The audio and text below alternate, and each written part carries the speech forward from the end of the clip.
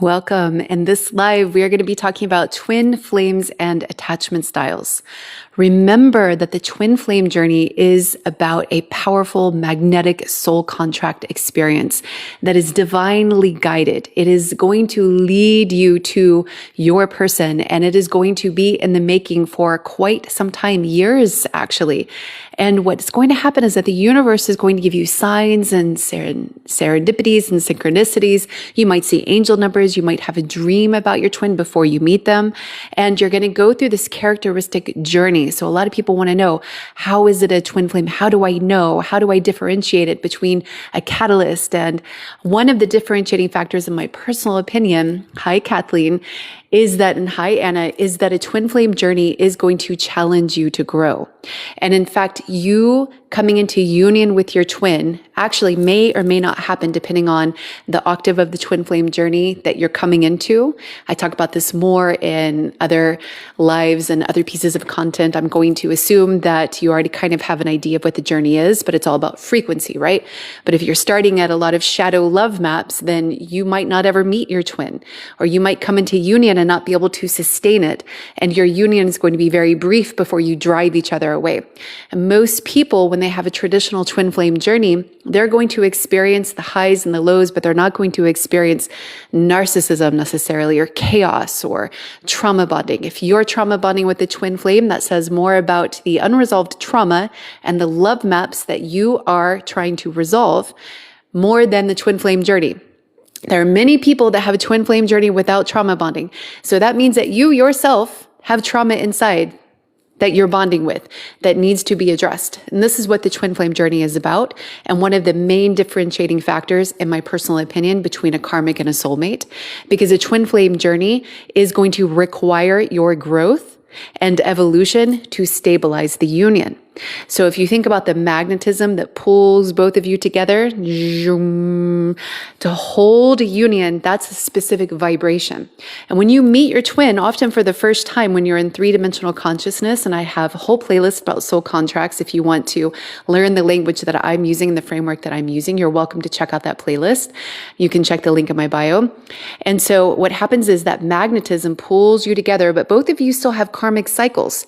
And so just like two little caterpillars coming together to be in love, if it's a romantic union, and there are versions of platonic twin flames and business partnerships. So I'm talking to you too.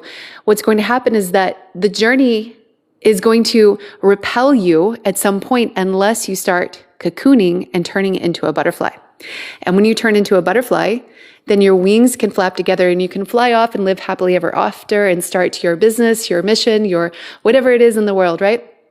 But where resistance happens is when you're ready to turn into a butterfly, but your twin is still a little caterpillar, doesn't want to change, wants to go back to a karmic, wants to stay in the cycles, wants to keep their attachment style. That's what we're going to be focused on today. And so this is where the pain and the frustration of the journey comes in, because one of you is going to be more ready. Very often it's the divine feminine, but not always, and it's not gender specific. Okay? You can have cis masculine form, cisgendered masculine form, and also be the divine feminine, if you don't know that. And so when there's resistance, what that means is energetically you're repelled from each other. And as a result, you move into separation. And this happens because of the karmic junk that gets in the way. Hi, Stacy. And these karmic cycles and loops are how you're building your karmic relationships and how you're building your soulmate relationships. I have somebody recently that joined my channel. I hope they're in here because their comments tickle me. Hi, Divine Femme. I find them to be like very endearing because they're like, there's so much peace in going to a soulmate. There's like so much drama in going, to the twin flame, because apparently they're having a very dramatic twin flame journey. And some people do, not everybody does. But for them, it's like, I found a soulmate. My soul is at peace. Like, thank God, right? But there's drama there because the twin flame journey is asking you to evolve. And you can choose a karmic, you can choose a soulmate, and you don't have to change very much. And what does this mean?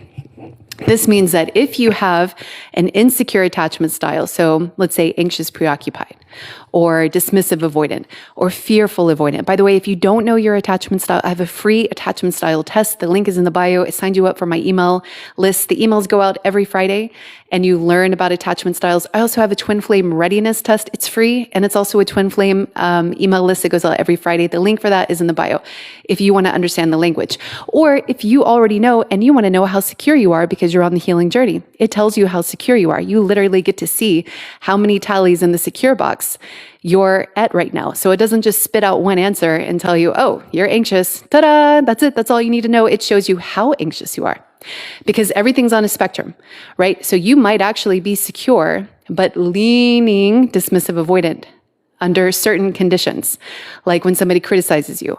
And it's not like your whole relationships are dismissive avoidant, but it's like that voice that reminds you of your mother, and it's got this unhealed wound, and then you kind of start invalidating or you defend yourself by shutting down, right? Because that's the dismissive avoidant way of protecting themselves, is that they don't know how to navigate conflict and the intersection between somebody else's needs and their own needs. So the way that they've learned how to do it is to pull away, withdraw, invalidate, criticize, shut down, hyper-intellectualize, okay? But most of the time they're secure and they build great relationships and they have fantastic other forms of secure attachment with their children, or with their boss or their parents, but there's like a little bit of leaning. So this test will also show you how you lean, which is one of the reasons that I like it. I developed it with ChatGPT. And you can check the link in the bio for that. It's free. Yes. Okay. So when you are building relationships from an insecure attachment style, you don't necessarily know unless you start having patterned problems in your life, that you have an insecure attachment style. In fact, a lot of people go throughout their life without ever recognizing why their attachment style matters. I did, and I did decades of personal work, and I had no idea how my attachment style was showing up in all aspects of my life until I started doing this level of work. And I talked to therapists and counselors and people who were trained in psychology. I got a degree in psychology. My undergraduate degree is in psychology. I'm not a clinician by training, but even clinicians by training don't always know the impact of attachment styles. Some do, but some don't. Many don't actually. And so because they're focused on their area of expertise and they don't understand that attachment styles pervade throughout all aspects and domains of life. But whether or not they're activated is subject for debate because you can mostly go through life not triggered. And I talk to a lot of people that believe that they're healed because they found a partner, a karmic partner or a soulmate partner. Very often it's more like a soulmate, but it can be karmic too, where you stabilize the bond. And so they found a partner, let's say that they're anxious, preoccupied, and their partner is fearful, avoidant. Well, they learn each other. They learn how not to trigger each other. And so they can go years in a relationship together, not knowing how deeply unhealed they still are. And maybe they did some healing work, some couples counseling. I was one of these, I did couples counseling for a long time with a longtime partner. And we just learned how to communicate and how not to trigger each other. And then I exited from that relationship, was thrown right back into a highly triggering soul contract and realized that I had all of these unhealed wounds come up. And I was like, where's the version of me that's not freaking out, that's not scared, that's, like my heart was practically palpitating because the intimacy and the fear of everything was just so overwhelming for me. And so for me, having to face my own shadows through a soul contract was very illuminating. And what I recognize, and now helping others as a coach on this journey and a twin flame facilitator, I love this work, by the way, is that when you allow yourself to feel the wounds, to feel the patterns, to feel the pain. When you actually allow yourself to do that, you allow yourself to heal. But so many times people run from that level of healing. They learn how not to trigger the other person. And the relationship conflict management or the resolution skills are all about how do we not do that again to each other, which is great. That is a form of attunement in of itself, right? But to really heal, you have to understand why that's bothering you. Why does it bother you if your person doesn't text you good morning every single morning? Why does that signal in your pattern recognition part of your brain that something's wrong? Especially when they're showing up faithfully and dutifully in other parts and you feel connected to them, but there's something about their tone of their text message. And so you communicate this to your partner and you have a receptive partner and they say, oh my gosh, if it's important to you to text you every morning, then I'm happy to do so. So they text you every morning. They save you from doing that work. That's not healing. That's learning each other's wounds and walking around them, you see? So that's why, my personal opinion, the difference between a twin flame relationship and a karmic or a soulmate relationship is that the twin flame relationship doesn't allow you to walk around each other's wounds. There's something about it. There's something really magical about it that it's like both people subconsciously recognize, their soul recognizes that that version of them needs to grow. So they will help to push you and facilitate that growth. And sometimes that looks like walking away, going into separation, saying no to the connection, and drawing boundaries, especially if they are anxious, preoccupied, and actually all insecure attachment styles struggle with boundaries. You see, a secure attachment has several things, including boundaries.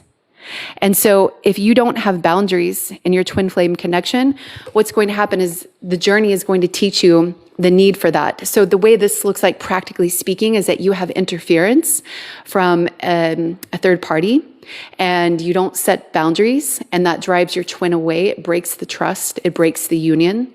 And let's say you have an anxious, preoccupied attachment style and you have the shadow pattern of wanting to solicit the attention or the affection of other people to raise your sense of self-worth because you struggle with that. And whenever you perceive that your partner is losing interest in you, then you might kind of flaunt the attention that you're receiving, like at the workplace, for example, or when you go out and you get hit on with your friends. And you might tell your twin that because subconsciously you worry about your self-worth and you worry about losing your twin. And so you talk about all these encounters and to sort of subconsciously pull your twin back to you because you're like, I can raise my perceived value in your eyes. Right? And that's going to make me feel more secure because it's going to keep you addicted to me. That's what anxious, preoccupied people want. Also fearful avoidance.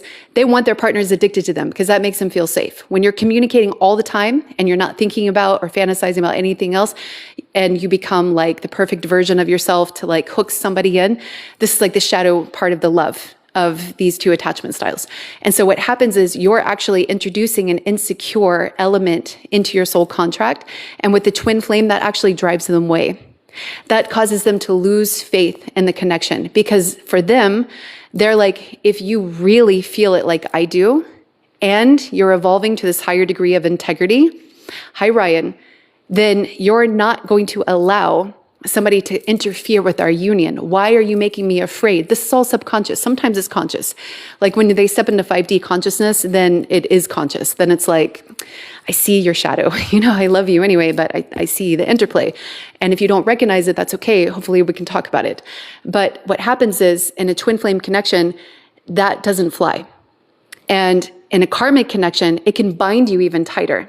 That's usually what gets your person even more addicted to you when they're afraid of losing you, when they see your value, right? And so that makes them insecure, which then pushes on, if they have an insecure attachment style, to win the love of you, to win out the competition, to beat everybody out. And so they will stick to you even more. And that's the karmic pattern that you're used to, right? In this example. So then in a twin flame, it pushes you away, but in a karmic, it binds you tighter. And in a soulmate, it depends on the level of the soulmate and kind of where you're at, but it can have the same effect. And so when you understand that the twin flame journey is about the evolution of the soul and resolving these patterns, it helps you to actually go through this a lot more gracefully Because let's say you're a dismissive avoidant, and I know I actually worked with a lot of dismissive avoidants, and they know that they struggle with all of these things. Actually, a dismissive avoidant who's really doing the work, they're cognizant of all of this. Believe it or not, they may not talk to anybody else about it. In fact, some of them hire me very privately, where they're like engaged in very intense transformative work, and their spouse is, or their twin is none the wiser. And so they do the work privately. In fact, most dismissive avoidants are extremely private about their transformation. And so they understand this, right? But what they're looking for is trust in the connection, and really trusting that you can honor their boundaries. And so let's go back to the boundary example. For somebody who's securely attached, right?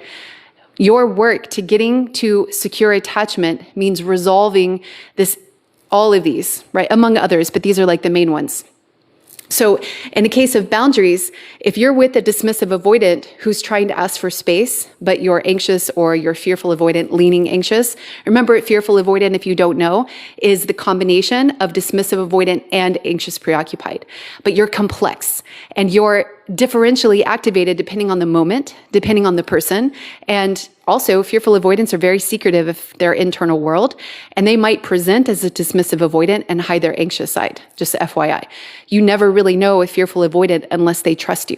And one of their top thing is building trust. And before they trust you, you actually don't know what all they're reacting to. That's why it feels so chaotic, but it's not chaotic to them when you uncover all their wounds. And they can be very adept at healing as well. I actually find them to make very fast progress in healing when they're ready, but they have to be ready to really do that deep level of work. But when they are, they take like leaps and bounds. So let's say an anxious, preoccupied partner or a fearful avoidant leaning anxious doesn't give the dismissive avoidant space. Well, this makes the dismissive avoidant lose trust because their boundaries aren't respected. And then when they're with a partner that doesn't have boundaries, a twin flame union is not going to accept that. It's going to create friction in the souls. So you have to be leveling up. And that means like for an anxious, preoccupied person, or even a fearful avoidant leaning anxious, your ability to have healthy autonomy is going to be tested if you're with a dismissive avoidant. It's not the problem that they're a dismissive avoidant. They're testing your ability to have healthy autonomy, your ability to have interdependence, not codependence, like you often see in anxious preoccupied attachment, because the closer you bond with somebody, the safer you feel, because your self-soothing is dependent on somebody's affection to you. So you need a lot of it to actually feel safe, but it's temporary, right? I mean, most anxious preoccupied people, if you don't know this, you're going to find this out, that it's temporary, that feeling of safety and security when it's contingent on somebody's affection and contact and their good mornings, their good nights to you, the structure and the rhythm. That's actually not, it's an illusion. That's not safety. Safety comes from within. And when you become securely attached, especially on a twin flame connection, you have self-love. You actually feel the energy of the bond regardless of what is happening. So if you're anxious, preoccupied, you might have a twin flame journey with a dismissive avoidant or even a fearful avoidant that sends you into separation to test your ability to self-soothe, to test your ability to feel the connection, to feel that love without the obsession, without the excessive attention.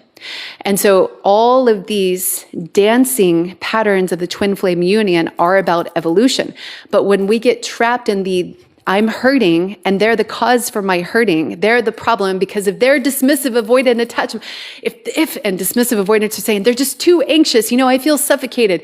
It's because you're learning healthy dependency. You're learning how to stop avoiding intimacy, how to actually open yourself up vulnerably.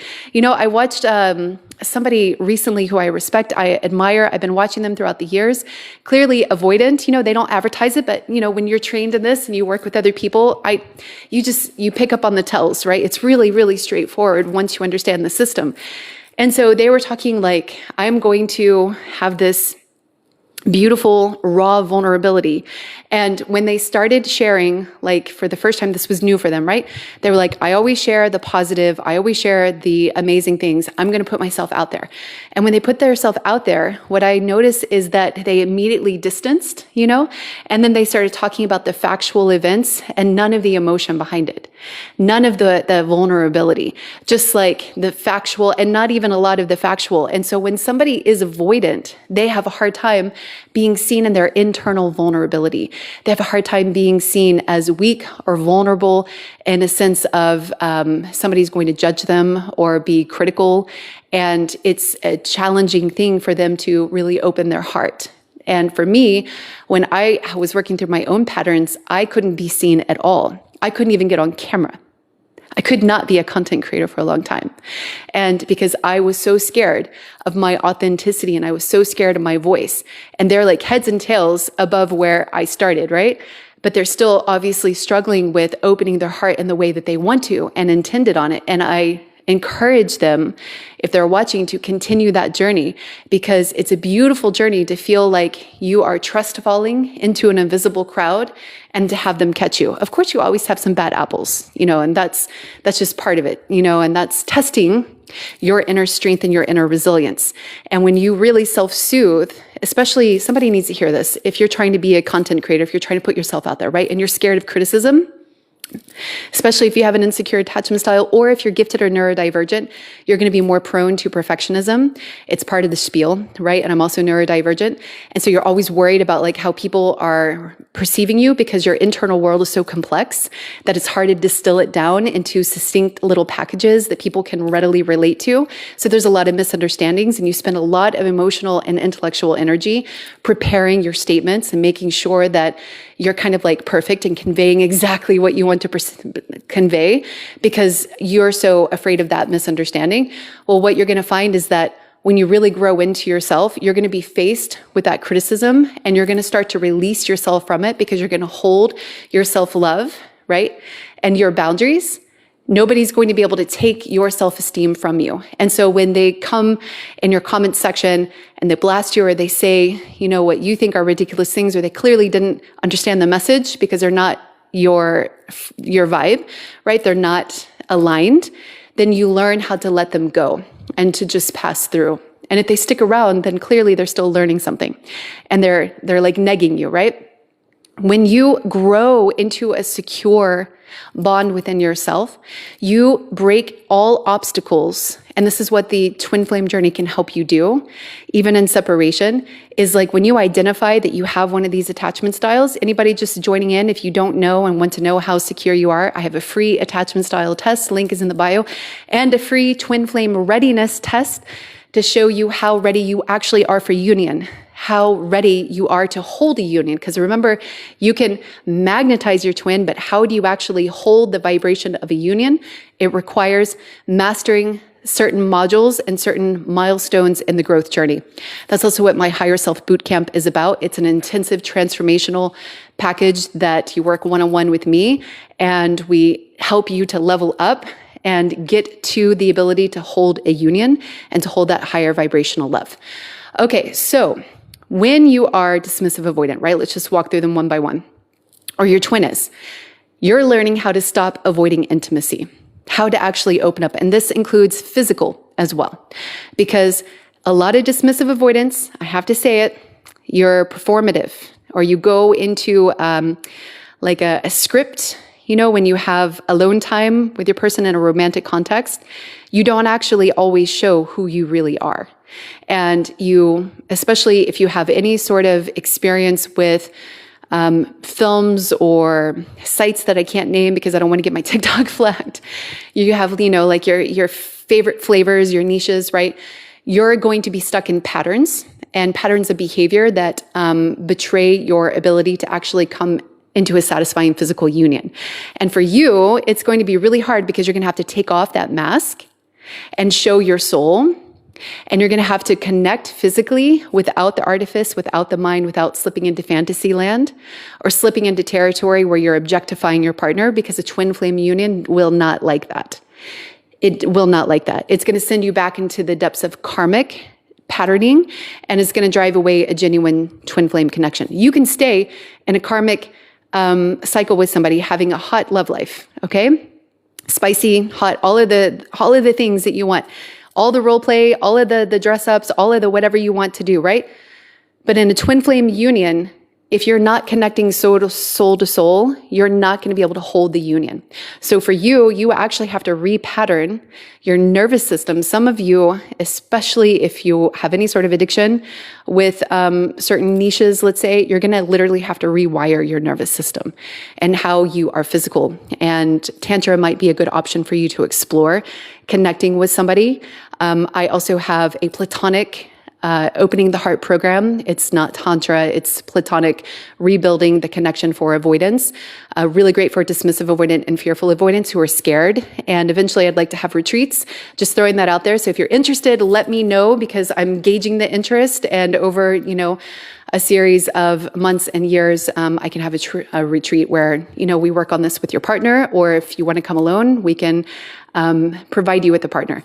So, but right now I'm only offering it one-on-one, invite only. So if you're interested in that, DM me and we can talk about it, and I can evaluate if you're a good fit. So you have to rewire yourself to stop avoiding intimacy, emotional intimacy and physical intimacy. And that includes opening up emotionally and vulnerably. So, and this is also a big part of the journey, and sharing your day, sharing your hopes, your dreams, your fears, your reservations, your emotions. You have to get in tune with your emotions. A lot of dismissive avoidants cut themselves off, right? Fearful avoidants are overwhelmed, and even they sort of self-manage and cut themselves off. But dismissive avoidants are often I'm fine. What emotions are you talking about? I'm having a great time over here. Yeah.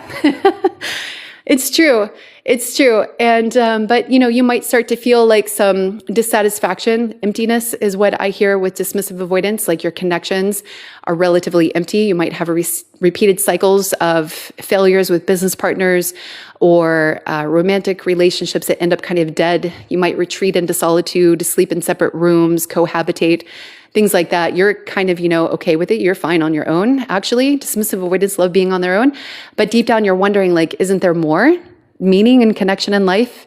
And so it requires time and learning how to be emotionally vulnerable. This is why working with an experienced coach like myself can help you with that. That's what my one-on-one coaching is really great for. Okay, and so learning healthy dependence, how many dismissive avoidants have just taken themselves to the hospital? Literally driven themselves to the ER because they're pretty sure I might be having something serious going on. It could be a heart attack. I could call my person, or I could just, the hospital's only 45 minutes away. I'm just going to drive myself. Medical emergency, classic dismissive avoidant. So healthy dependence is about learning how to lean on people and learning how to trust people, actually trust them. And it's actually really hard for dismissive avoidance, believe it or not. So you start in small ways. You start by identifying your needs, expressing those needs. And it could just be, I really need you to go here for me and do this. And dismissive avoidants often like to do things for themselves. So asking for gifts, instead of just saying, no, get me whatever you want, actually asking for what you want and what you need. And that requires being in touch with self-attunement, which if you're not in self-attunement, there's a process here, right? I have a masterclass on attunement to get you started on what attunement looks like. You can check the link in the bio. But that's the door opener. You have to it's this process of coming back into your body, coming back into your heart. And the good thing is that a twin flame connection is going to supercharge that process. That's why I love working with twins. Okay. Expressing your needs, obviously. Letting in love. How many dismissive avoidants love to give love, but not receive it? Yeah, they're all about the gift giving. They're all about the showing the affection until they go into the cold discard, until they get triggered, right? But up until then, this is why people are so confused. They think that they're with somebody who's secure, because in the beginning, they were just so giving and so attentive. And then what happened? They started getting afraid of intimacy. They started getting afraid of the connection. They started getting challenged. They started fearing letting you down, fearing criticism. It's this whole suite of triggers for dismissive avoidance. But one thing is certain, it's hard for them to actually receive love, hard for them to actually receive anything. And so they feel a lot more comfortable when they're the ones giving, or when it's very transactional. They can receive in a boundary container that is very transactional, sometimes superficial. and learning how to actually feel connection. Thank you so much for the gift, Kat. And if you gift and you like the chat and I don't call you out, it's just because I'm focused here. And all my old timers that are popping in, I love to see you here too. Thank you so much. If I haven't said hi, I'm energetically saying hi. And so learning how to actually feel the connection is a big part of dismissive avoidant. What does that mean? That means actually holding the vibration of connection in your body, because a dismissive avoidant often lives in their head and they're disconnected from their body and they're disconnected from their heart. So it's how to feel an ever-present connection. This is why, my personal opinion, a lot of romantic twin flames who do have insecure attachment styles, not just dismissive avoidance, but other ones too, meet when they are with other people or when they're in a position in their life that they can't actually come into union, because they're learning how to hold a connection of that intensity, and they can only do it in a peripheral container. They can't actually handle it in their nervous system, in their behavioral coping mechanisms. They can't handle it if they were both single. So this is one of the cues that I find in understanding what your pattern is that you're working on. If you're with a twin that's married or in a relationship and you are too, it's often because you can't handle the connection full time. If you were truly single, it's like going to upend your life. Thank you, Tarina. I appreciate that it's right on time for you. So let's go to anxious, preoccupied. You are working on self-soothing. So a lot of my anxious clients really struggle with this, actually, and so do fearful avoidance. Sorry, the camera's tilting a little bit. So do fearful avoidance. And truthfully, dismissive avoidance do, but they just kind of numb, distract, and go back to work. Anxious, preoccupied really struggle with the rumination. They struggle with the intensity of the turbulence, and especially in a twin flame connection or a soul contract connection, if they're not careful, they can turn to things like alcohol or unhealthy coping mechanisms. So you want to be sure that if you're on the twin flame journey and you're either anxious or fearful avoidant, that you are doing something positive for yourself to practice self-coping.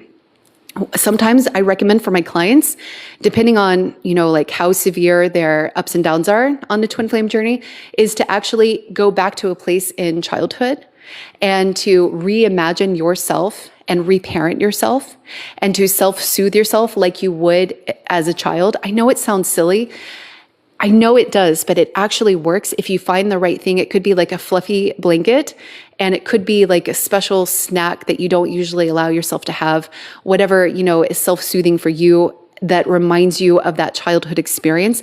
But instead of somebody else giving it to you, you're giving it to yourself. Date nights are another great way to do it. An adult version is like taking a bubble bath and having like music play or meditation, or doing like a gift to yourself, like horseback riding for some of you, somebody specific I'm getting that for, like treating yourself to something that you've always wanted to do that is going to get you into flow, that is going to take you away from your emotions. It could be running for those that are very active, or boxing or Muay Thai, something that actually allows you to disconnect from the emotional experience, to soothe the nervous system in a significant way.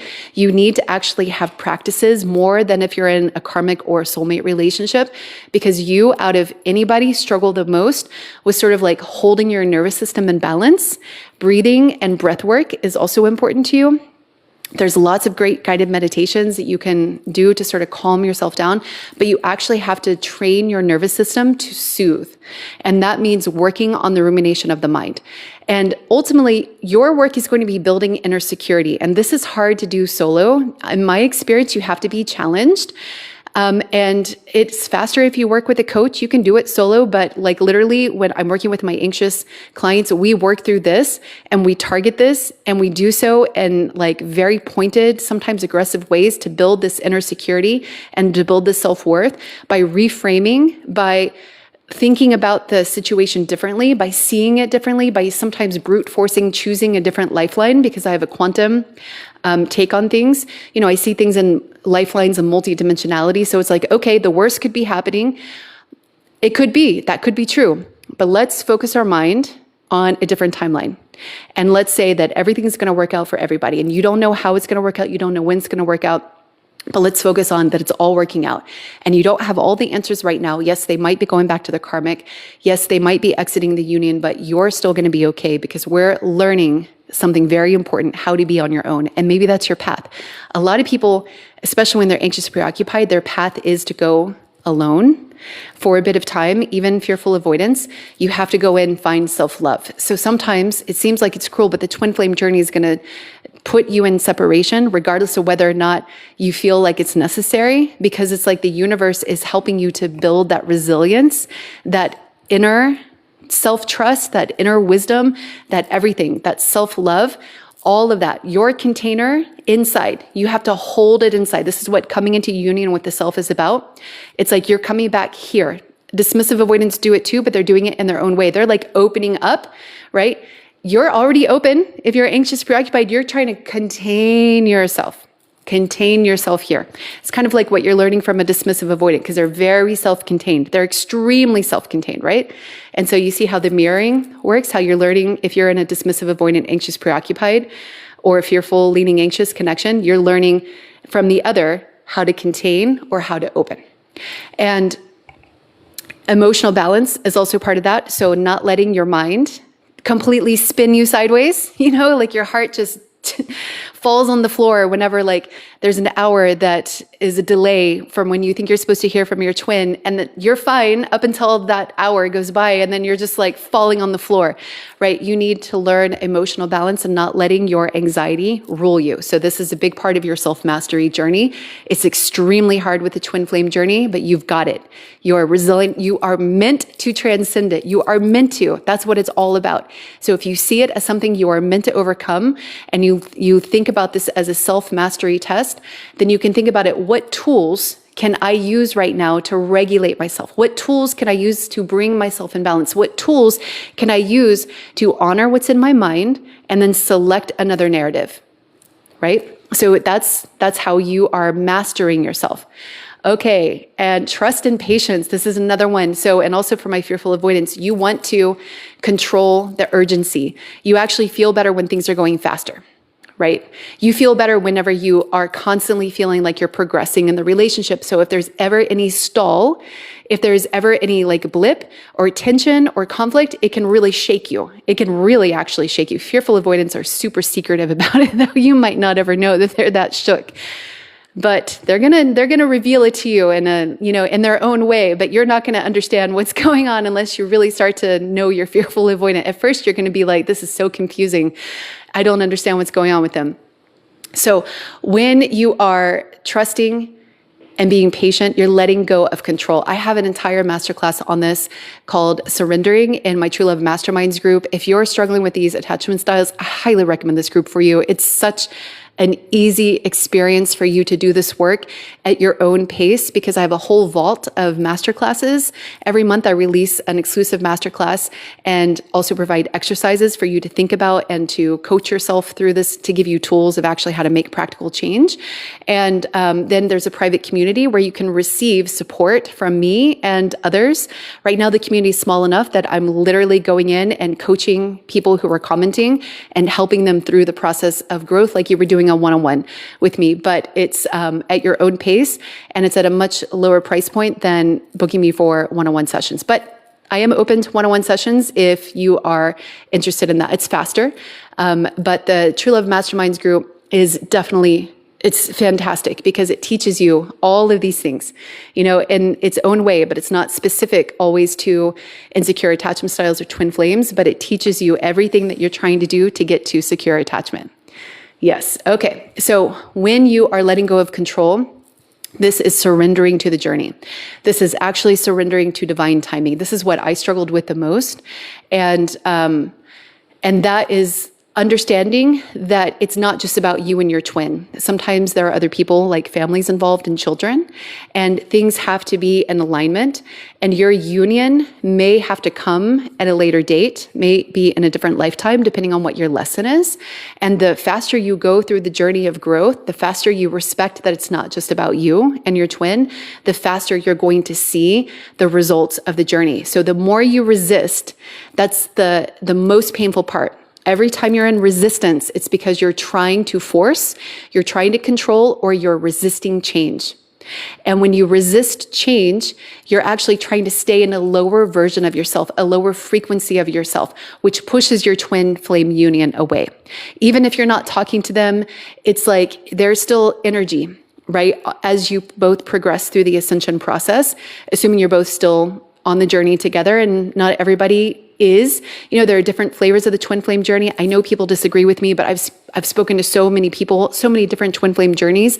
And yes, they're all on a twin flame journey. Not everybody that I've spoken to, but the people that I've vetted, like I've listened to their story, I've understood it. It's a journey of ascension and transformation, and there's different twin flame journeys. Some people are on catalysts, and we talk about that too, catalyst journeys, and I help them identify that. Some people are just with karmics and calling it twin flames, and we talk about that too. But a lot of people are on different types of twin flame journeys. They have different themes depending on where you're entering into the ascension ladder. I have other pieces of content about that, where you're at energetically, vibrationally, what lessons you're working on. Like eventually you're going to get to sovereignty and authenticity and 5-dimensional consciousness and unconditional love, right? But if you're starting at insecure attachment styles, then you can't possibly be working on those other milestones yet. You have to graduate. And so your twin flame journey might look different from somebody else's twin flame journey that's starting at a different point of the ascension ladder. So letting go of control is a big part. And what that means practically for you, and I'm so sorry to say that, is that you're not going to get what you want when you want it. I know, it's the worst. It's the worst.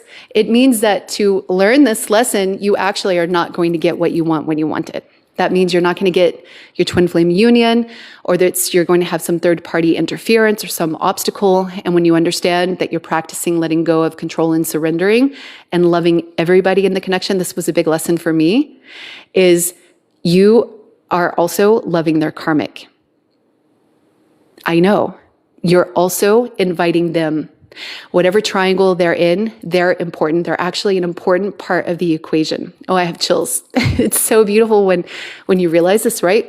Because when you're in more 3-dimensional consciousness like I was, you're kind of in that possession energy.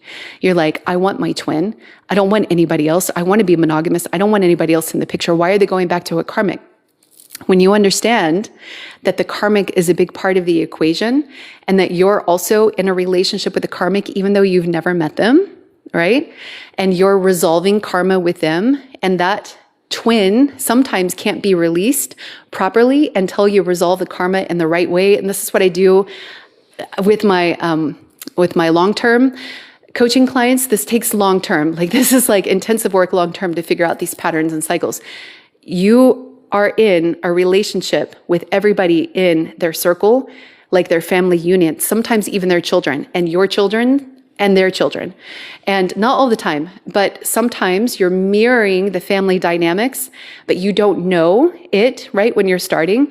And you have to find the highest path that actually achieves the best outcome for all. If you and your twin are trying to come together and you're both trying to leave karmic spouses, you have to do it, like if you're a divine masculine, with the highest integrity. This is like one of the rules. You have to do it with the highest integrity.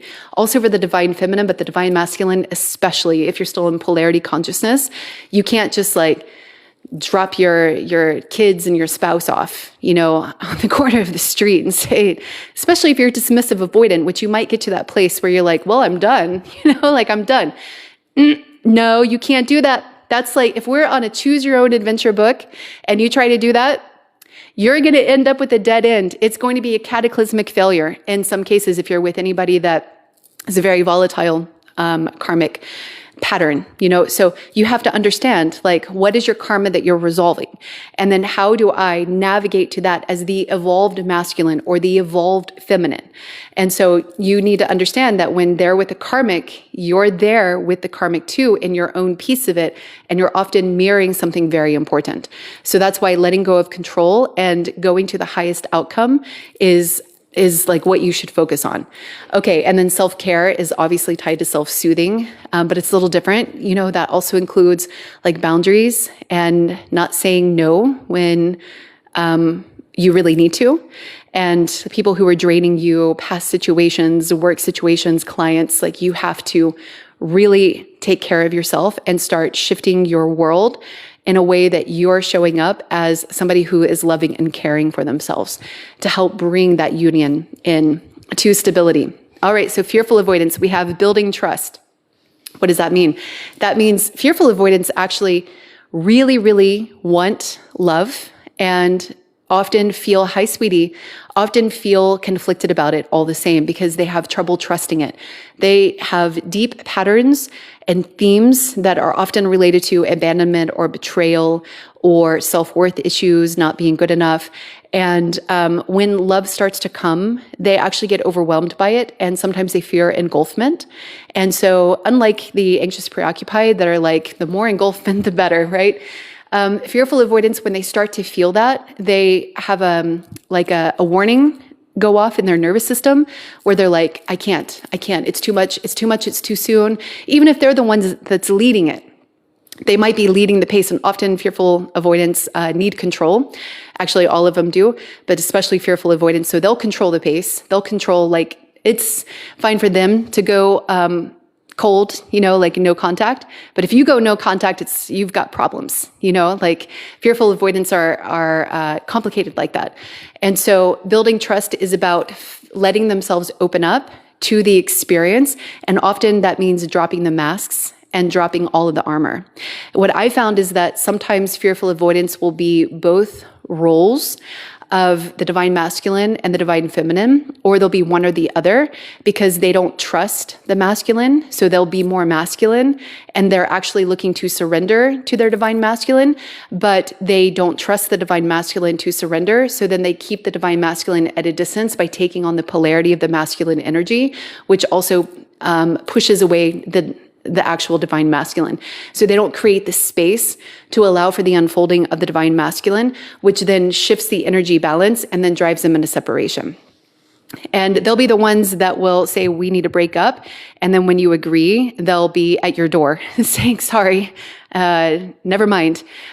Fearful avoidant twin flames can be very, very traumatic if you're dealing with somebody that's very heavy in their shadow, that's coming from any sort of dynamics from childhood that were very, very heavy, and they haven't resolved those. So just be advised that if you are with a fearful avoidant, you might have to tread carefully and understand.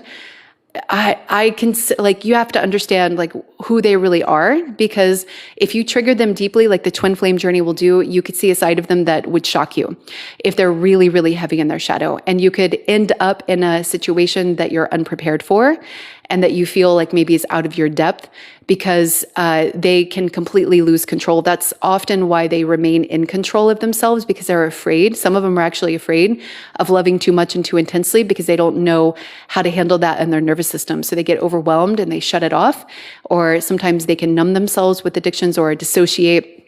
And if they have a lot of trauma, then this can create a trauma bond, and that can get you into really sticky territory. So feeling safe in closeness is a big part of the fearful avoidant persona. Sorry, all of this I can't really see. The next one. Okay. Feeling safe is about trusting the vulnerability. And oftentimes fearful avoidants are coming from caregivers that were unreliable. So sometimes they were there and sometimes they weren't. Or in the worst cases, sometimes they were there, but they were there in a frightening way. So their ability to trust love, to trust authority, to trust anybody is really about their remapping and rewiring their memories of what that first love felt like. And so they might want to open up to you, but when they start to, their nervous system just gives them that error code because they don't feel safe actually loving. They don't feel safe receiving. So they have all of these defense mechanisms, and not all fearful avoidance come from traumatic upbringing. Some come from just sheer neglect. Some come from very coldness, like their parents were there, but they were just like, there was this wall there. So there wasn't like emotional nurturing. So that's its own form of neglect, even though there's not like trauma and abuse. And so oftentimes they can have it like all together, but they are emotionally disconnected.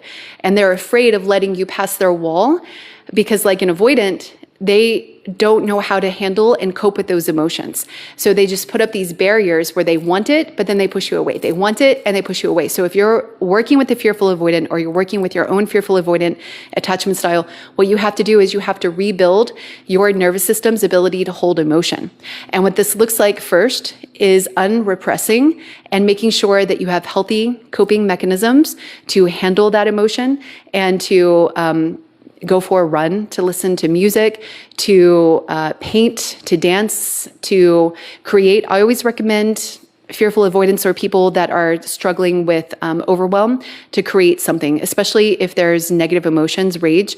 When you start unlocking rage that's been suppressed for a long time, a lot of fearful avoidants have suppressed that.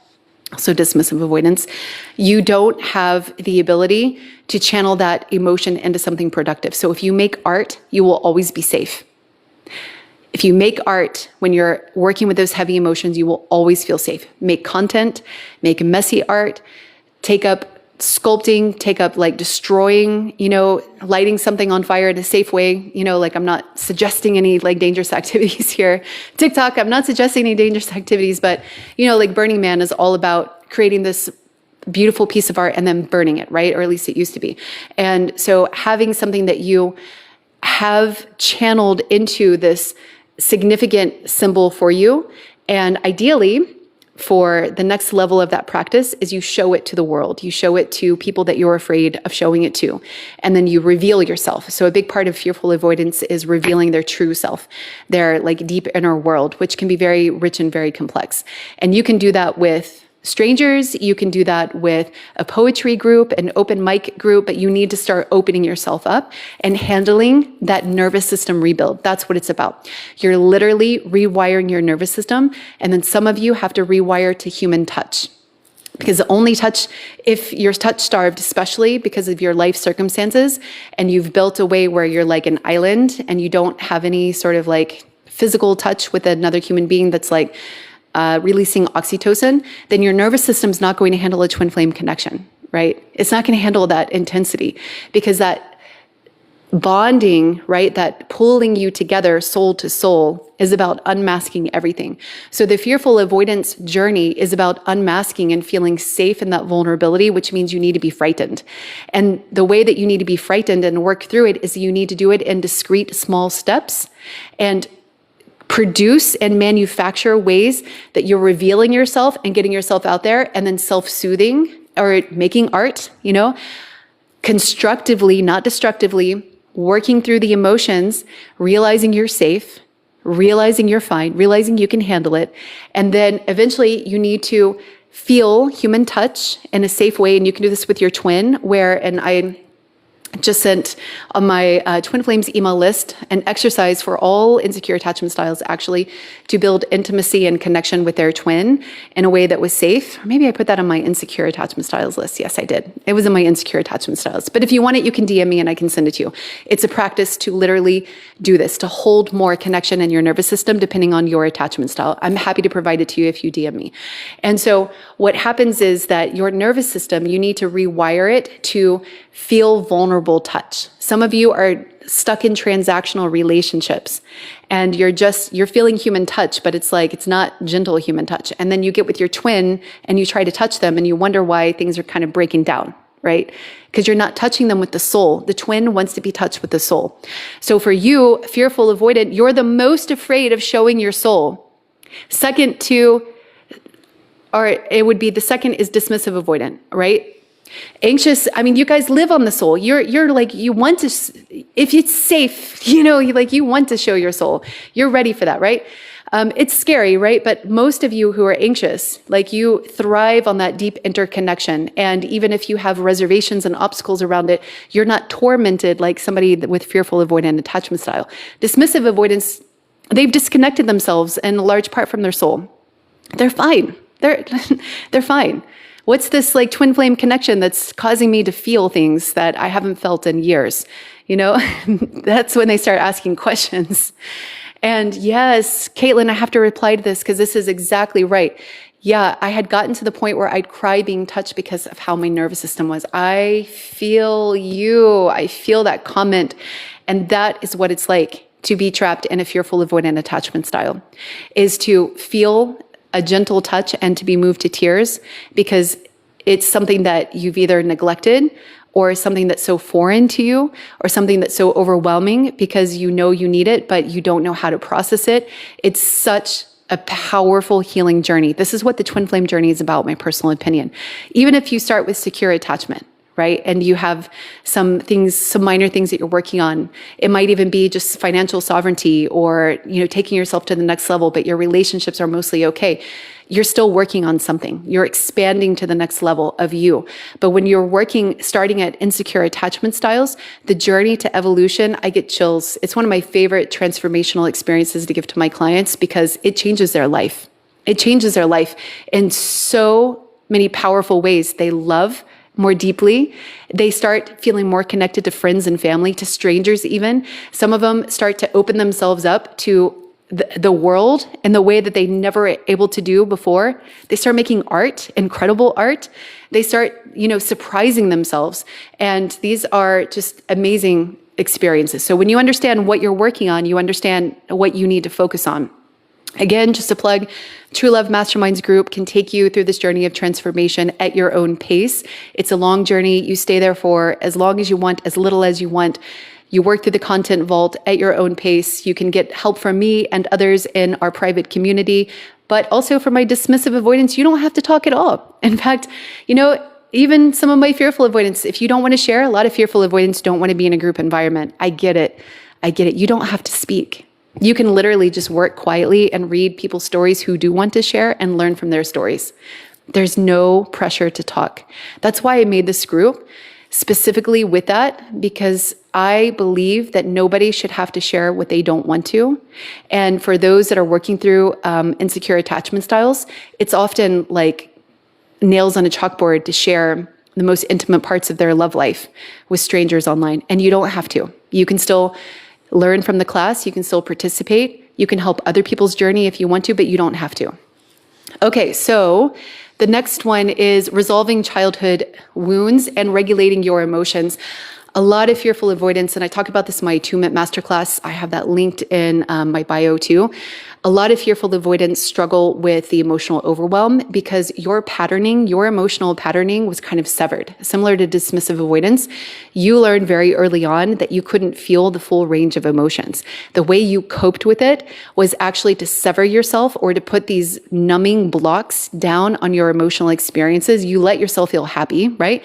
You let yourself feel some emotions. But when it comes to like rage or anger or injustice or like fear in general, like if you don't want to be seen as weak or fearful in a relationship, you overcompensate. And so then you put this clamp down. You do so a variety of different ways. And then that actually disconnects you from attuning to yourself inside. So fearful avoidance, believe it or not, are very hypervigilant to their partners and to their relationships and often lacking a deeper sensitivity and awareness to how they're really feeling. So a big part of your journey, just like dismissive avoidance, you have to learn how to feel the full range of emotional experiences. How do you know you're doing that? Is if you can say the emotional word and name what you're experiencing, and not just good or bad or angry or mad. Those are like the simplistic emotions. You need to get into the complexity. Can you tell the difference between envy and jealousy, for example? Can you identify when you're feeling contempt for a partner or somebody? Can you identify when you are feeling self-righteous, indignant? You see how there's a nuance there? And so you need to be able to have the full spectrum of emotional experiences and to process that accordingly in a healthy way. This means sometimes repatterning and reprogramming. That's where working with a coach or a therapist can help you. And I am accepting new clients, but you have to be of sound mind to work with a coach like me because I move very fast. So if you, especially with fearful avoidant, if you have a lot of trauma that you're working on, you might need to work with a therapist. They move slower and they allow you the unfolding at the pace that you need without any pressure. Coaching with me is more like, it's a fast transformation. Years of therapy can be done in months to a year. And I mean, like decades of therapy, like decades can be compressed, but you have to be very, very strong and have like, a strong mind and a strong sense of self and strong coping mechanisms. So you have to be like in a kind of a good place in your life. If you're already kind of spiraling, you need to work with a therapist if you have fearful avoidant attachment style, okay? Or if you have any sort of diagnosis and that you are concerned about, or your therapist would be concerned about you working at a fast pace, it's not recommended because it can be very destabilizing and it can push you into overwhelm before you're ready. That's why you have to kind of have some personal development work under your belt, some regulation abilities already installed, or you're starting at a different place where you don't have a lot of trauma, where you can handle confrontational conversations, not aggressive ones, but asking you to see your shadow for some fearful avoidance is really, really hard. Okay. So childhood wounds, yes, to really heal and come into union with your twin, you're going to need to heal your childhood wounds. That means your mother wounds, your father wounds. Your twin flame is actually going to model what you need, and they're going to perturb you. And that's the beauty of a soul contract experience, is that they're going to match that wound and oftentimes mirror it for you. And so they're going to be triggering you. And this is the best time to work, I believe, with a coach, somebody like myself, because we can take you through the triggering process a lot faster and resolve those wounds than if you were just retrospectively sitting on somebody's couch recounting what happened to you 20 years ago. When you're live in the minute and in the moment with a trigger, that's the best time to rewire and refire your nervous system. It's the most optimal time. Okay. And let's see. Okay, so Shorty, I know I talk really fast for TikTok. I have other content streams where I talk slower, my awakening with Dr. C, but this one is going to be backed up on my YT channel.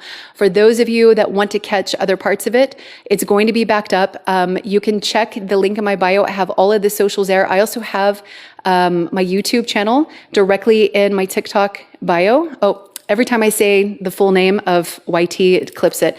So check the link in the bio. I'm going to upload it after I'm done, after the live. And so it'll be there later tonight. So you can rewatch, you can pause, you can take notes as you need to. No worries. I know I'm talking fast. It's a lot of information. And it's hard if you're new at this. If this is fast, if you're new, but if you're kind of like you already have a lot of the concepts, then you're going to be able to follow along a lot more easily.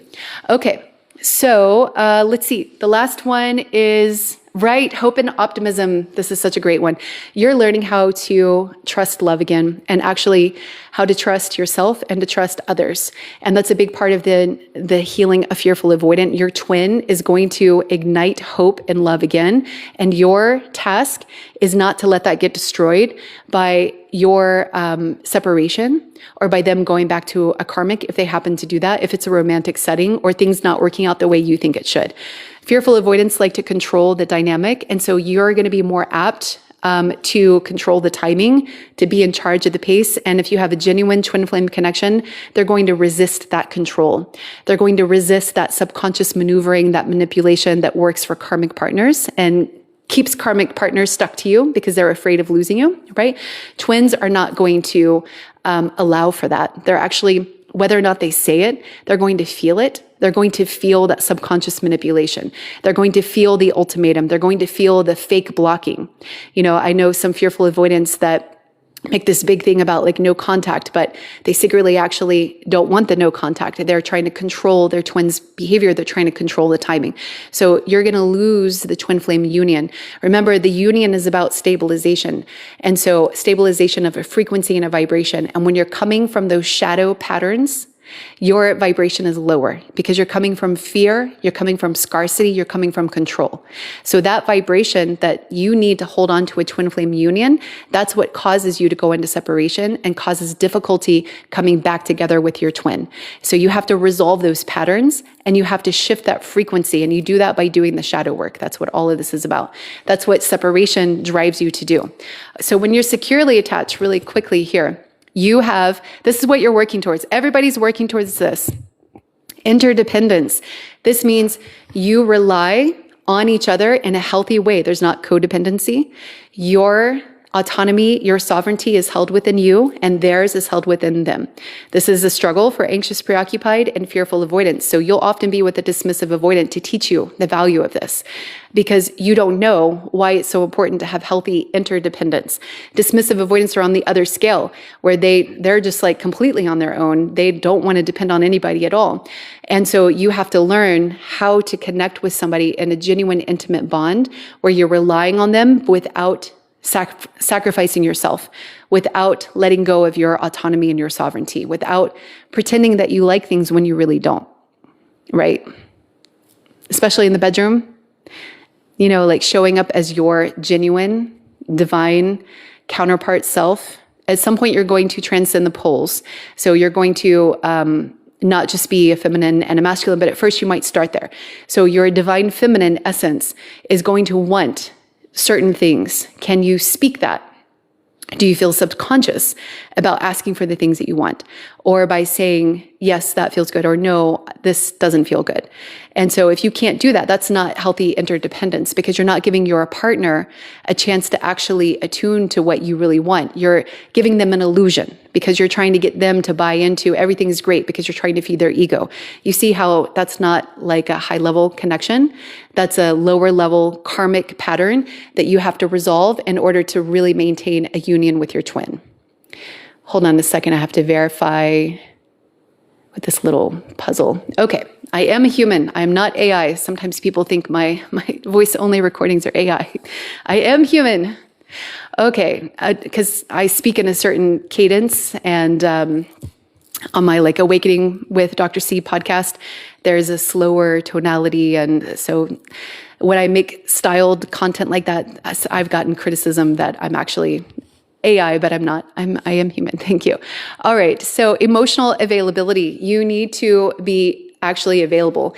And what this means is you need to show your inner world, your inner heart. You need to, secure attachment is about attuning to another person. That's what my attunement masterclass is about. What this means is your radio station, let's just pick a random genre, classical music. Your radio station naturally wants to be on classical music. Your twin naturally wants to be on, let's say, electronica, because there can be this wide range of divergence between you and your twin to teach you something. And your ability to attune and listen to electronica while also tuning back to yourself, this is part of what interdependence is, right? And healthy autonomy and emotional availability, because you're attuning to them. You are feeling what they want and they need, but you're not losing yourself at the same time.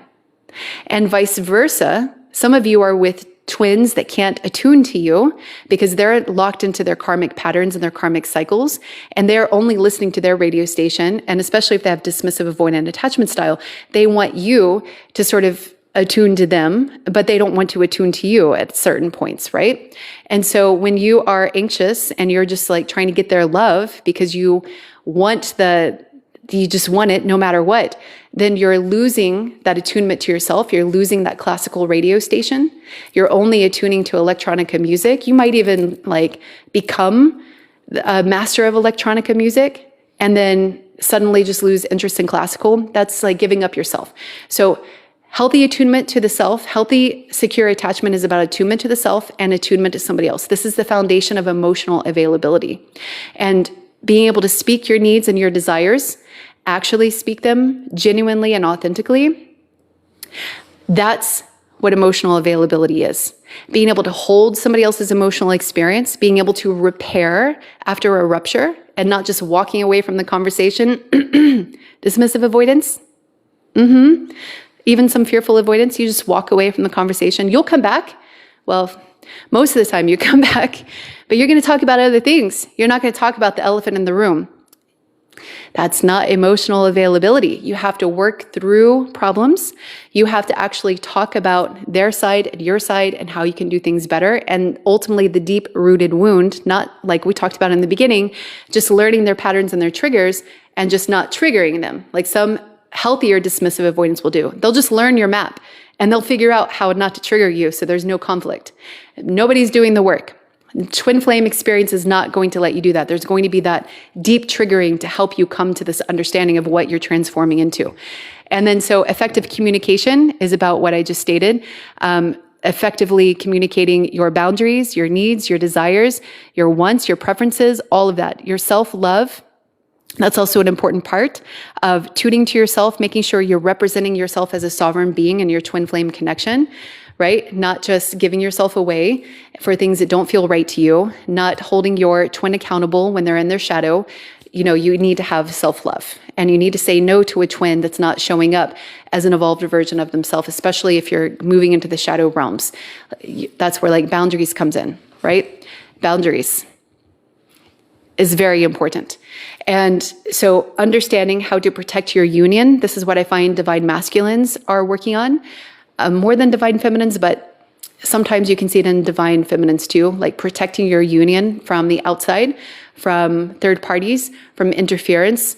The divine feminine might be protecting it from, you know, soliciting attention, like we talked about in the previous part of the live, but it's all about holding the union, protecting the union, building a structure and a container around it. So you as the divine feminine, if you identify with this, can fully surrender into it, right? The divine masculine creates the container. The divine feminine fully surrenders into it. The divine masculine also penetrates the energetic frequency, but the feminine fills it with the womb, right? And then the co-creation together of the union is this bi-directional project. It could be a child, it could be a mission in the world, something you create, but you have to have the boundary and the structure around it, the surrender and the trust between you, the communication, the interdependence, where you can lean on them and they can lean on you. And it's balanced, it's reciprocal, but it's sovereign. It respects the individual as well as the union itself. It treats the union as its own living, breathing entity that you both are co-creating, and that you keep in a state of repair and healthiness, like having a garden. You're tending a garden, you both become gardeners, and you're plucking out the weeds, that's doing the work, and you're trimming and pruning the gardens, you're watering, you're fertilizing. If you do that, you're creating a compost section, you're creating the most beautiful thing, but it requires effort. And that's like the foundation, the structure, and the skills required to actually build that are all of these, right? And intimacy for a romantic connection, like genuine soul-to-soul intimacy. So I'm going to, yes, thank you. Hi, Miss Badu. Thank you so much. So great to see you. I'm going to take a couple of questions before I log off here, but if you're just tuning in, this will be backed up on my YT channel. You can access that and subscribe to that channel by going to my TikTok link in bio, and under the Stand Store is my YT channel. People are having trouble finding it on YT when they search for my username for some reason.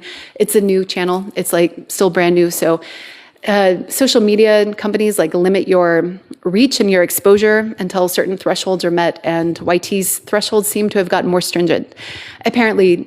So a couple of questions and comments. Let's see. Thank you, everybody, for your likes. It helps me with the algorithm be shown to other people. And I appreciate your energy and your receptivity and giving back in that way. Okay. And also for your gifts, obviously. Thank you so very much. Any questions? Any questions? Dun dun. Okay, Sarah Tarot, my twin flame journey has catapulted and healed all my wounds and fears. Yay, we have a success story. You're on the journey and you are accepting what the journey is about. I love that. Oh, somebody asked to see the right part of the image. Sorry, I missed that. That was a while ago. You might not be able to see it. You'll be able to see it on the YT channel more clearly. But yes, I love hearing that. I love hearing the transformation stories. The twin flame journey will take you on a ride if you let it. That's one of the most defining characteristics of the twin flame journey compared to a catalyst that prepares you for a twin flame journey, but your person doesn't actually grow. They stay in their karmic patterns, and you go into a spiritual awakening, and perhaps you meet your twin after that. Outstanding. You can also ascend on your own without a twin flame journey. People are awakened without a twin flame journey. You don't need a twin flame journey to ascend, but it's a vehicle for ascension for many people. And I find that it's like a rapid fire catalyst vehicle. Okay. MA13, I didn't understand why he just left me with no contact. I'm so sorry. It's hard to know why. If they have any sort of insecure attachment style, it could be any number of things. It could be that they are afraid. Oftentimes I find that anybody with an insecure attachment style, like avoidant attachment style, is deeply afraid of the depth of the connection because they've never felt anything like that before. So a lot of them will run just because they're feeling a lot and they don't know how to handle it. They don't know how to hold it in their nervous system because it forces them to be triggered. It forces them to ruminate, and perhaps they've been nonchalant in relationships before. They've taken it or left it. Dismissive avoidants are like that, where they don't really get that attached. They don't really get attached at all, is the truth. They have commitments and they have duty and they like relationships, but they don't get attached. Not like anxious, preoccupied people do. So their ability to walk away is much more evident. And when they're in a twin flame connection, they can sometimes just cut it off because they don't like that level of feeling. But if they're fearful avoidant, they can also walk away because they get overwhelmed or they get triggered or they get lost in a narrative that you're not a twin, that they made it up, that you're not coming. It can be a variety of different things. There's this whole process for twin flames to recognize each other, to agree to the twin flame journey, to acknowledge it with each other. So recognition, acknowledgement, and then to enter into the work part of the twin flame journey where union becomes possible, and then the triggering and separation. It's this whole process. When people are early in the journey, sometimes they'll just up and ghost or they'll walk away because they don't know what it's about. They maybe don't even know about twin flames. They just know it's a weird feeling and they're used to feeling more comfortable and in control in relationships. And so they just cut it off. I don't know what happened to you, Clasmia, but Clasmia, you were asking for something different. Caitlin, that was for you, but that could be why. And Clasmia, yes, you can get a picture of the background after. You can DM me. Just be sure if you DM me to ask me exactly what your request is, because I do receive a lot of DMs. And so just make sure you're telling me, like, I want a picture of the background. And you're going to need to send me your, like a way to receive it, because TikTok, I have to check. I don't know if I can send photos. If I can, I'll just send it in the app, but I might have to email it. Okay. Let's see. Questions, comments. Going down. You're welcome. You're welcome. Thank you all for the gratitude. Tina, yes, a twin flame is a familiar spirit. Yes, it feels that way. Absolutely. You're welcome, Tarina. Oh, yes, Sarah, the 25-year age gap has been challenging, but I'm accepting. Can you talk about that's one of the more unusual ones? I personally was in a 14-year age gap in both directions for my first and second twin flame journey, which I wasn't expecting to have a second one. I'm not going to go into it here. I talk about it on other lives and other content that I've created, but I've had two twin flame journeys. The second one was verging into the divine ray. So it was right at the octave of twin flame and divine ray. And that's when I learned about karmic patterns and how it moves you down the scale. That's how I learned that. But they had the same birthday as my first twin and the same age gap, 14 years. But instead of being 14 years older, they were 14 years younger. Also magical encounter, like otherworldly, amazing. So 25 years is more unusual, but it definitely happens. There are usually some big differences in the twin flame journey because it's helping you to understand what love really is. It's getting you to unconditional love. This is my opinion. It's getting you to unconditional love. And when the soul recognizes the soul, it's unmistakable. And there's no like superficial thing that can get in the way of that, unfortunately. So that could be age, it could be culture, it could be language, it could be religion. That's not superficial, like that's pretty fundamental for some people, but there's like all of the stuff that's of the world. That's the way I like to think of it. All of the stuff that's of this incarnation, it can't get in the way of you and a twin. And so a divine counterpart connection will often, not always, but often have these major differences as a way to help you break the shackles in your mind of what you believe love is supposed to be or the form it's supposed to be in. And so you might have somebody that's 25 years age gap, and that's telling you something about your ability to love somebody very different than you ever perhaps intended on. And it is challenging.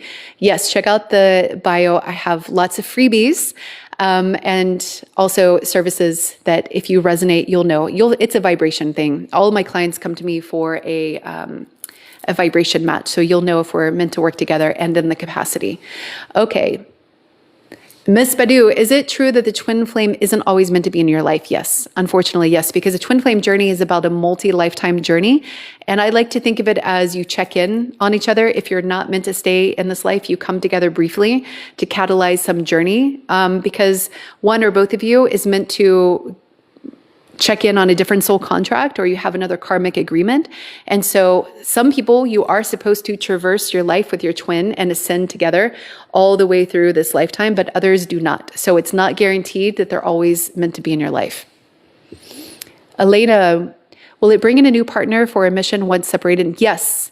Yes. Elena, will it bring in a new partner for a mission once separated and healed the wounds if the twin didn't heal? Absolutely. This is what I found. I didn't expect it.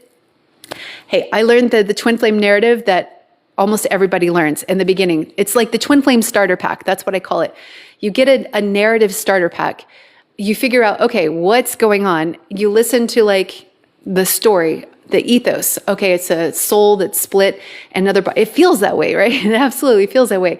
And you feel the resonance. You have this awakening. For me, it was like, I became mystical when I was a scientist, atheist scientist, and my chakras opened up and I wasn't meditating or going to yoga or drinking matcha or anything like that. No, I was like not in that life at all. And it just like, boom, it opened me.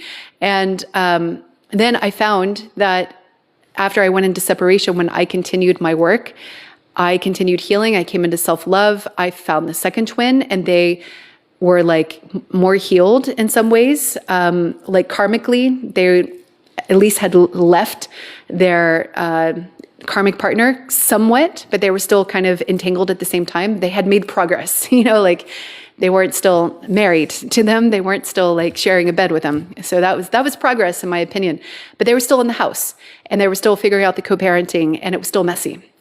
Even though the relationship was over, it's like, you see how the karmic cycle, they just moved in the karmic cycle when I did a little bit of healing.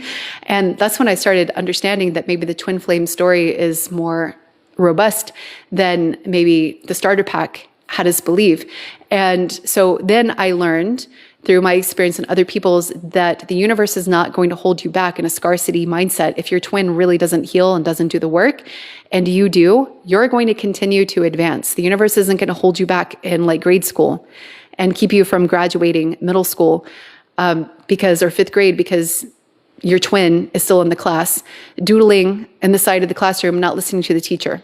Like the teacher is the universe, and the universe is like, come on. And some people say you don't have free will. And I say to do the work, you have to actually use your free will to do the work. And it's true that the twin flame journey will suck you into it, regardless of whether or not you signed up for it or agreed to it. But actually to go through the journey and do the lessons and do the work, you have to like actually do the self-examination, break your patterns, accept the journey, even talk to your twin. Some people don't even talk to their twin, You have to like in person communicate. I feel it too at some point. And there are some people that are so scared of it that they don't. So they effectively stay off in the classroom, just like playing by themselves in the corner or trying to play with other people, ignoring their actual twin, ignoring the teacher. After a period of time, if you're doing the work, the universe is going to advance you. That's what I found. It will advance you, and you will either meet another twin or you'll meet a beautiful high-level soulmate or somebody that's at your level. And there was somebody who commented on my TikTok recently about this, where they were the one who left their twin, and their twin moved on with a high-level soulmate, apparently, was rewarded, their words, not mine, with a high-level soulmate, whereas they went backwards. To me, this indicates, and I need to respond to this comment, that their person continued to do the work, and that perhaps they didn't master a lesson, so they went backwards to a karmic and to a more painful cycle.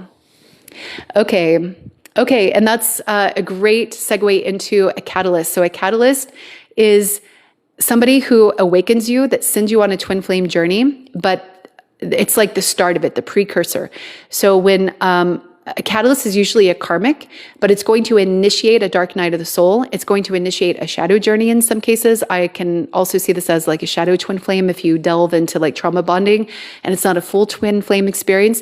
For me, I can always tell if somebody's on a twin flame experience because they will have an expansion of spiritual gifts or an awakening of spiritual like abilities that they didn't have before.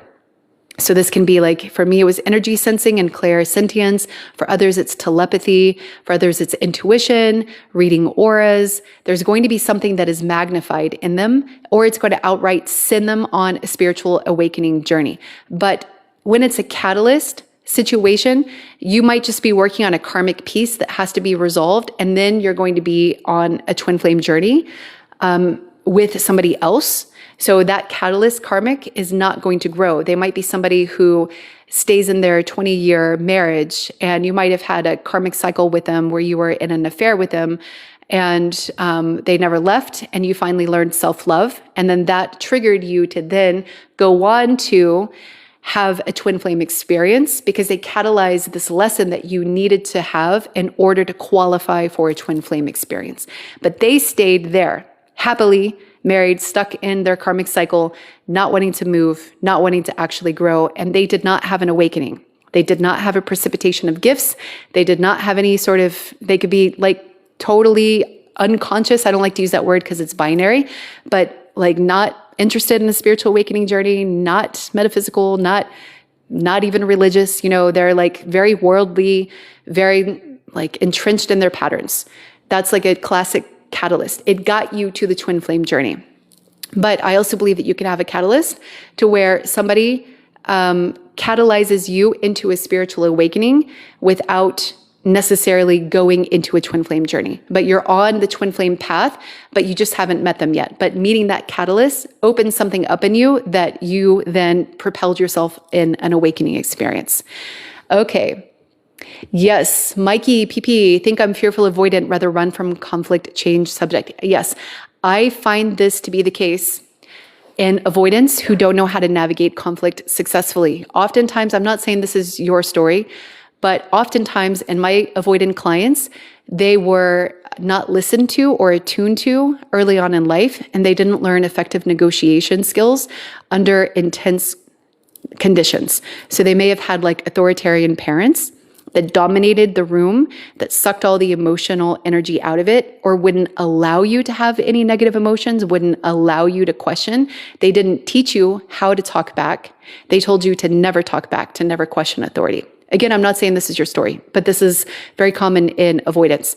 And so as a result, when you're in conflict, you don't know how to be in the presence of those tense conversations. This is why I say the intersection between your needs and somebody else's needs, right? There's like a car crash that is wanting to happen unless one person sort of gets out of the way and lets the other car go. And so what an avoidant will do is they'll just like get out of the way of the intersection, and then they'll just avoid the conflict altogether, and everything kind of stops. And it doesn't, either the car will keep going, they'll let a person express, but they don't engage, they don't say anything, and they ghost after, or they shut it down, or they literally like halt time and they'll say, can we talk about this later? And like the cars just like stick in this freeze frame, and that conflict is never resolved. And then they continue on with the relationship, or some will actually exit a relationship after that. And so as a result, you have to learn how to communicate. This is what my secure communication scripts are all about. If you're interested, the link is in the bio. It literally gives you scripts based on your insecure attachment style. It's not for securely attached people. It's for insecurely attached people that are learning how to communicate, how to ask for your needs, how to ask for space, how to navigate conflict. There's like 20 different scenarios. You can check that out if you're interested. You can also learn negotiation skills, but your task is actually being in the presence of difficult emotions and not backing down, and not avoiding, and not changing the subject. So that's great for you that you've identified the problem, because it's actually really easy to fix. It's a skills-based training. You just literally need practice. That's it. You literally, once you've identified the problem like this, you just practice it, and you look for opportunities to bring up challenging situations, to calm your nervous system, to regulate yourself, to listen and attune, and to come to an agreement that works for you. This is also what avoidants struggle for, and your partner. Because sometimes avoidants will just let their partner kind of run the show.